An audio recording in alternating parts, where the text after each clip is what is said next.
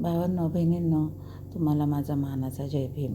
कसे आहे तुम्ही? मजेत आहे ना? मी पण एकदम मजेत आहे. आज 25 डिसेंबर निमित्त मी गेले होते देवरोडच्या बुद्धविहारामध्ये. तिथं माता रमाईचा फोटो मी घेतला. खूप छान फोटो होता. आणि नंतर मग विहाराकडे आलो आम्ही.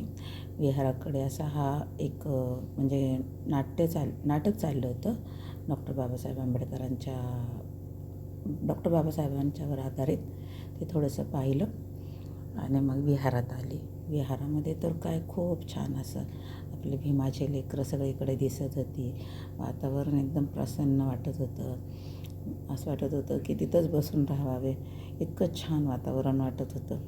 आणि ही आपले भगवान गौतम बुद्धांची मूर्ती, डॉक्टर बाबासाहेब आंबेडकरांची प्रतिमा आणि ही बुद्धविहार. आणि मग आम्ही तिथे बसलो, म्हणजे बराच वेळ थांबलो आम्ही. असं वातावरण खूप छान आणि प्रसन्न वाटत होतं. भंतेंना मी धम्मदान दिले, भंतेंना त्रिवार अभिवादन केलं.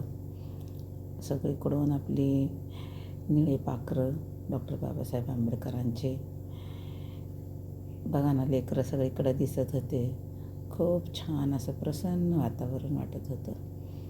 आणि मग आम्ही इकडं आलो, म्हणजे देवरोडमध्येच 25 डिसेंबर निमित्त खूप छान असा बाजार पण होता. म्हणजे नेहमी